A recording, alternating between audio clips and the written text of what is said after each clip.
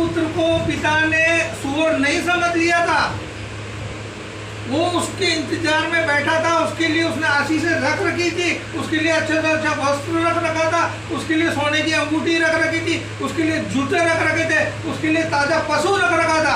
आज प्रभु ने हमारे लिए भी रख रखा है, पर जरूरत है हमें सूअर के पिंजरे से उठ के जाने की। परमेश्वर इंतजार ही कर रहा है कि कब ये इस चीज को छोड़कर मेरे पास आएगा और मैं इसको आशीषित करूंगा। आगे देखेंगे।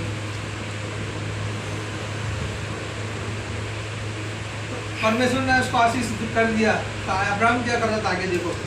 इसके पश्चात अब्राहम अपने तंबू उखाड़कर मरने के बाद वृक्षों के बीच में जो हेब्रोन में थे जाकर रहने लगा और मजे मस्ती करने लगा, खाने पीने लगा, दोस्तों के साथ पार्टी करने लगा। ऐसा लिखा है? क्या लिखा है आंटी?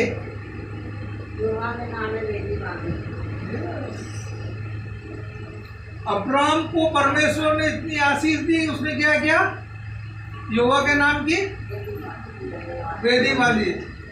आज हम क्या करते हैं? ये वेदी में बहुत ताकत है। परमेश्वर की जो अल्टर है, प्रभु के अल्टर हम भी है। प्रभु की वेदी को अपवित्र कभी मत करो। यहाँ तक की बात अब्राहम की होगी, मिल गया। अभी मैं आपको थोड़ा लूत का दिखाना चाहता हूँ। लूत भाई ने क्या किया जब ये अलग हुए? कौन सी तरह पसंद की? सदोम और अमोरा। वहां पर क्या कर रहे थे वो लोग? सदोम और अमोरा आज की भाषा में बोला जाए तो मुंबई नगरी, माया नगरी, जहाँ पर सब चीजें मिल जाती है। मैं आपके लिए 14 अध्याय 1 से 12 नहीं पढ़ना चाहता हूँ, आप घर पे पढ़ना, क्योंकि मैं पढ़ूंगा तो आप लोगों को भी टाइम बहुत ज़्यादा हो जाएगा।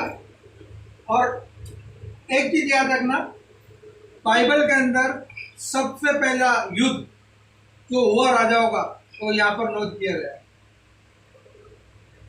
सबसे पहला जो राजाओं की लड़ाई हुई वो यहाँ पर नोट की गई। उससे पहले पृथ्वी पर कभी किसी राजा की लड़ाई नहीं हुई, यहाँ पर नोट दी गई। मैं आपके लिए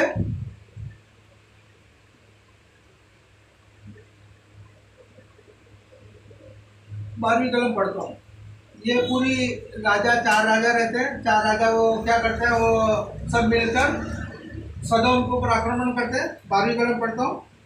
और अब्राहम का भतीजा लूत जो सदोम में रहता था, उसको भी धन समेत को लेकर चले गए। 13वीं कलम। तब एक जन जो भागकर बच निकला था, उसने जाकर इब्री अब्राहम को समाचार दिया। अभी अब्राहम का नाम उनका अब्राहम था, तो इब्री का आ गया।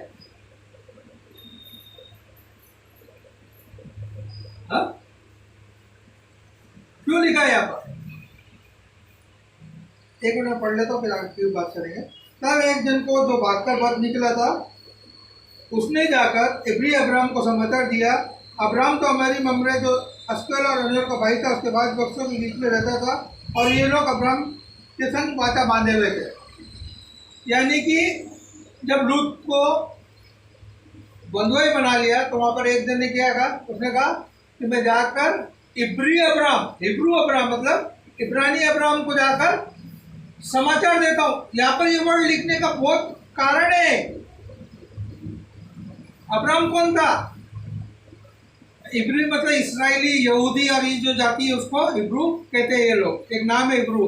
तो अब्राहम उस जाति में से था, पर जब वो अपना बाप का देश छोड़कर आ गया, उसके बाद में भी वो यहोवा को ही मानता था। उसने अपना इब्रानीपना छोड़ा नहीं था, उसने अपनी पहचान छोड़ी नहीं थी।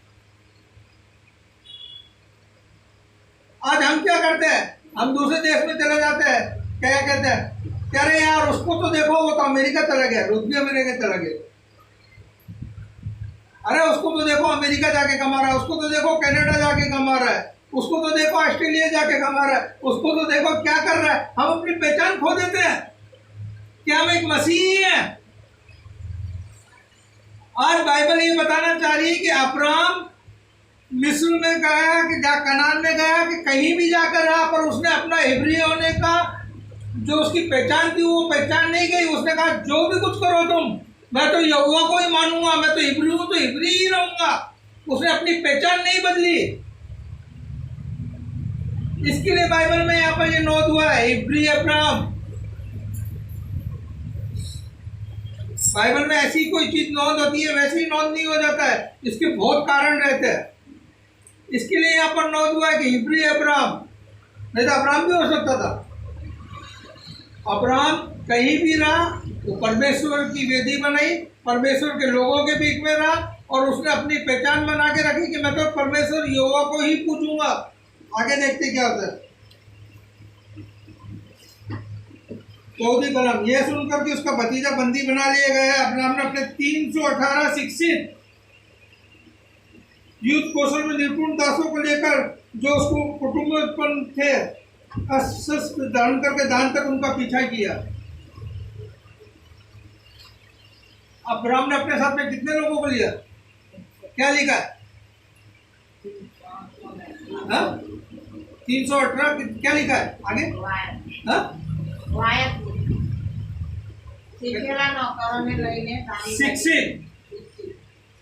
बराबर।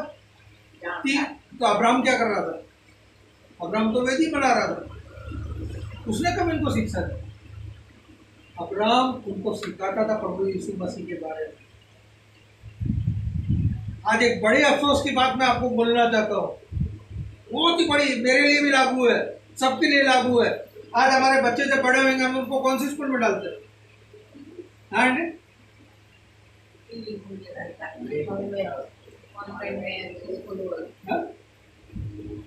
क्रिश्चियन लोगों के स्कूल में डालते हैं हम लोग, कॉन्वेंट के स्कूल में, शिक्षित स्कूल में।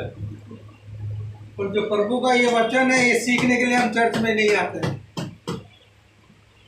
हम अपने बच्चों को अच्छे से अच्छे कॉन्वेंट 1 लाख 2 लाख 5 लाख डोनेशन देकर उसको स्कूल में, क्रिश्चियन स्कूल में डालेंगे, और प्रभु का जो ये वचन है ये सीखने के लिए हम चर्च में नहीं आते।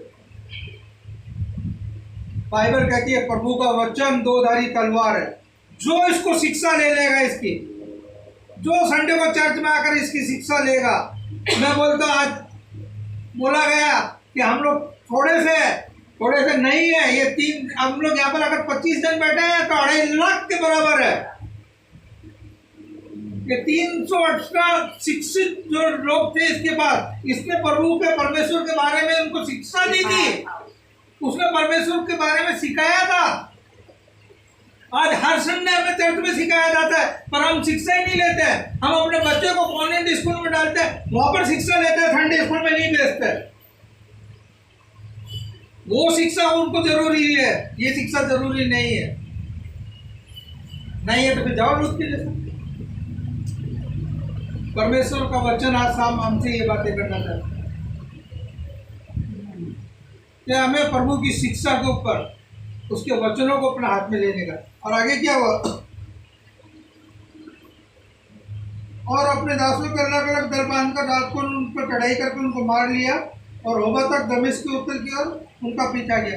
यानी कि ये सब तो हो गया, ठीक है, मार लिया, सब कुछ छुड़ा लिया, सब कुछ कर लिया। उसके बाद में क्या होता पता आपको? सदोम का राजा क्या कहता है? 21वीं आयत पढ़ी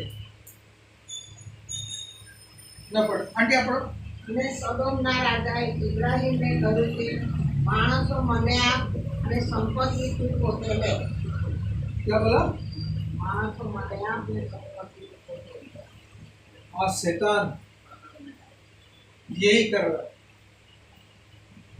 संपत्ति तुम ले जाओ, जितना है उतना तुम सब ले जाओ, सिर्फ आदमी मुझे दे दो। आदमी में मनुष्य आगे, लड़के आगे, सब आगे। आज आप देखिए चर्चों के अंदर क्या हालत है। सबसे ज्यादा खराब हालत है तो मनुष्य की, आदमियों की हालत खराब है, उसमें बच्चे भी शामिल है। आज बच्चों की क्या दशा, लड़कियां तो फिर भी, क्रिश्चियन लड़कियां तो फिर भी पढ़ लिख कर अच्छी नौकरी कर रही है, पर आज हमारे बच्चों की क्या हालत है आपको देखे मुझे बोलने की जरूरत नहीं है। आज हमारे बच्चे दारू पीते हैं, पढ़ते नहीं है, आवारागर्दी, ये सब करने के अंदर है। शैतान आज हमारे से यही कह रहा है, तुम आदमी मुझे दे दो, धन तू ले जा। क्यों? जब उसको लूट को बंदी बनाया, जब तू लड़ने गया था, कौन गया था? कौन लेकर आया? किसका है सब? अगर मैं युद्ध करके लेकर आता तो सब किसका रहेगा? मेरा ही रहेगा ना, सब अब्राहम का ही है ना। तो वो क्या कहता है?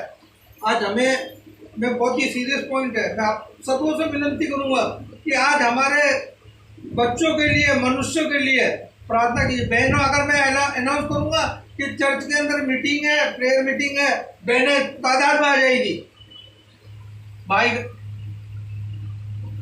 भाई डावाडोल क्यों? शैतान ने मांग लिया। शैतान कहता मनुष्य को तो तू छोड़ दे मेरे पास, पैसा जितना सब तू ले जा। पर अब्राहम क्या कहता आगे? 22 करो। અને ઇબ્રાહીમે સદોમના રાજાને કહ્યું કે યહોવા પરાત્પર દેવ જે આકાશ તથા પૃથ્વીનો ધણી તેની ગમને પોતાનો હાથ ઊંચો કરીને સમ આધાર છે કે હું સુતળી કે જોડાની વાદળી કે તારી કંઈ પણ વસ્તુ લઈ લઉં રખેને તું કહે કે ઇબ્રામ મારાથી ધનવાન થયો છે જુવાનોએ જે ખાધું છે તે વગર કે જે માણસો મારી સાથે આવ્યા તેઓના ભાગ વગર હું કંઈ નહીં લઈ તેઓ એટલે આને તથા એસ્લોન તથા મામરે પોતાનો ભાગ मैं हिंदी में पढ़ता हूँ। अब्राहम ने सदोम के राजा से कहा, परम प्रधान ईश्वर यहोवा जो आकाश और पृथ्वी का अधिकारी है, उसकी मैं ये शपथ खाता हूँ कि जो कुछ तेरा उसमें से तो मैं एक सूत और ना एक जूती के बंधन ना कोई वस्तु लूंगा कि तू ऐसा कहने पाए कि अब्राहम मेरे कारण धनी हुआ है।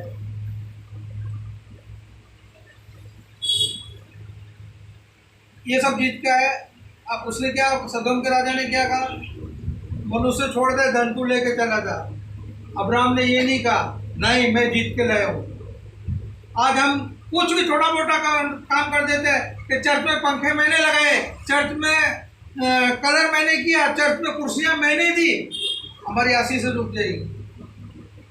परमेश्वर अब्राहम ने क्या कहा? जो स्वर्ग दे को दोबारा पढ़ दो। अब्राहम ने सदोम के राजा से कहा, परम प्रधान ईश्वर यहोवा जो आकाश और पृथ्वी का अधिकारी है। यानी कि आज अगर मैं कहता हूं कि मेरा बेटा फर्स्ट क्लास पास हो गया, नहीं ऐसा नहीं कहना, हमें ऐसा कहना परमेश्वर ने मेरे बेटे को फर्स्ट क्लास से पास किया है। परमेश्वर को हमको सबसे आगे रखना है।